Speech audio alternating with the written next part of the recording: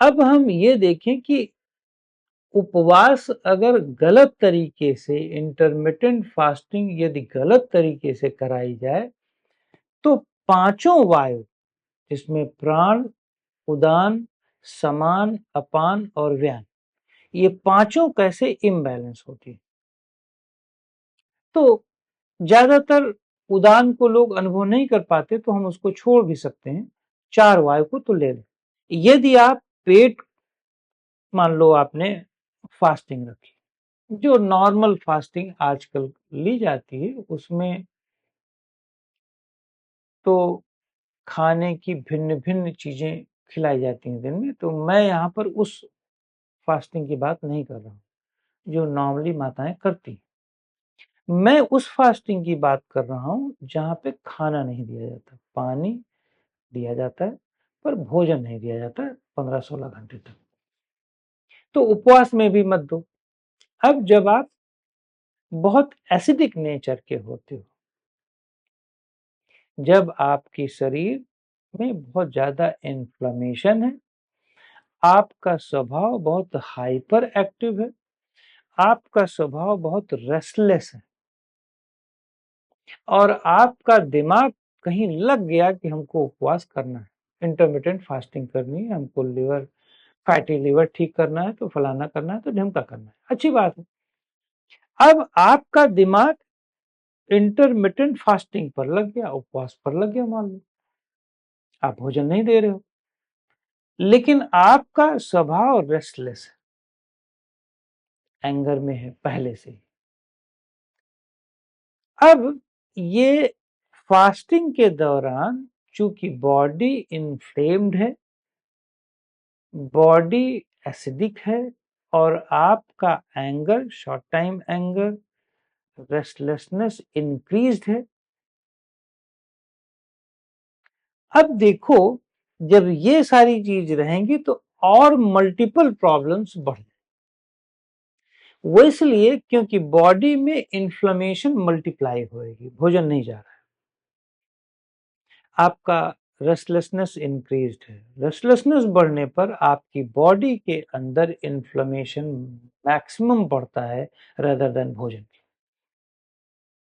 यदि एक बार भोजन आप दे भी दो तो उससे प्रॉब्लम और बेटर हो जाएगी। अगर आप रेस्टलेस हो, भोजन भी दियो तब भी आपकी इन्फ्लेमेशन बढ़ेगी, और यहां तो भोजन नहीं दिए हो और रेस्टलेस नेचर आपके हो, बहुत हाइपर एक्टिव हो, 100% आपकी प्रॉब्लम बढ़ेगी, जिसमें आपकी ब्रीदिंग फास्ट होगी, आपकी ब्रीदिंग में गर्मी बढ़ेगी, लगेगा कि आप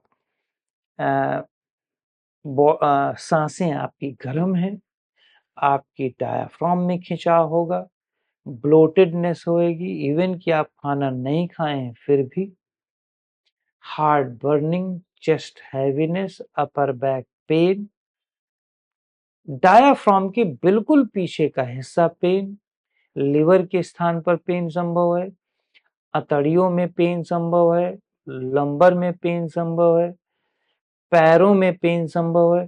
तो कहने का मतलब यदि देखो तो समान वायु, अगर आप पेट में उंगलियों से चुभो, दबाओ तो आपको चुभन अनुभव होगा, यदि आप ज्यादा गैप रख रहे हो तो आपकी फिजिकल प्रॉब्लम में बढ़ोतरी होगी। और ये पांचों वायु अगर आप देखो तो प्राणवायु, सांस तेज चलेगी, डायफ्राम खींचने का मतलब उदान वायु, गले में खिंचाव क्योंकि गले में रिफ्लक्स होएगा, ऊपर तक आएगा, और पानी से उसे घटाने की कोशिश करो। मान लो आपको और सोल्यूशन नहीं मिला तो पानी बार बार पियो, पानी की मात्रा बढ़ा दो, ये नहीं कि 2 ही लीटर या 1 ही लीटर पर अटके रहो। तो इन सब चीजों को बढ़ाओ और रेस्टलेसनेस के नेचर को कम करो।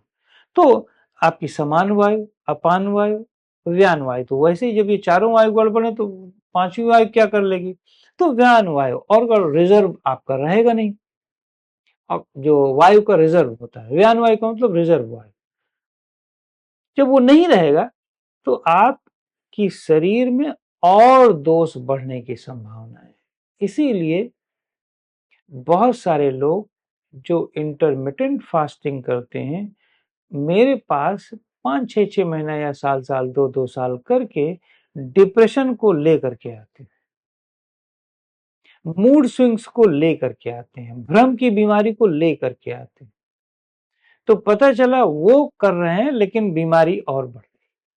तो इसीलिए इंटरमिटेंट फास्टिंग, उपवास को अच्छी तरह से समझा जाए, इसके फिलॉसफी को समझ करके यदि हमने काम कर लिया तो 100% आपको लाभ होगा। नहीं तो विश्वास मानो, यहां तक कि इंटरमिटेंट फास्टिंग करने वाले लोग जो खास करके रेस्टलेस हैं, वो बोलते भी हैं तो मुंह से स्मेल आती है,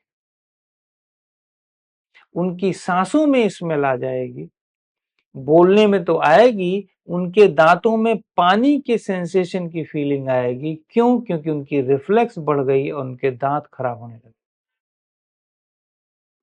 तो इसलिए छाले पड़ जाएंगे उनको, क्योंकि पेट में गर्मी की मात्रा बढ़ गई। तो इसलिए कोशिश करो कि सिस्टम को पूरी तरह से समझो, किसी भी क्रिया को, किसी भी फिलॉसफी को, किसी भी एक्शन के लेने के पहले उसके सिस्टम को बिना पूरी तरह से समझे मत करो। लाभ और हानि को देख करके किसी भी कार्य को करना शुरू मत करो, और हानि को देख करके किसी कार्य को बंद मत करो। क्योंकि नॉर्मली लोग हानि हानि कह करके डरा देते हैं, फिलॉसफी को नहीं समझते। बस हानि है, उत्तर दिशा में इस दिन नहीं जाना, दक्षिण दिशा में इस दिन नहीं जाना। तो अगर आप नहीं समझोगे तो आप काम ही नहीं कर सकते फिर तो मेरा कहने का मतलब है, अंत में अगर अच्छी तरह से करते हो तो आप अपने पांचों वायु को बेहतर कर सकते हो। अगर गलत तरीके से करोगे तो ये पांचों वायु आपको तबाह कर देंगी, आपको रोग ही रोग देंगी, और आप इस शरीर को से आराम नहीं पा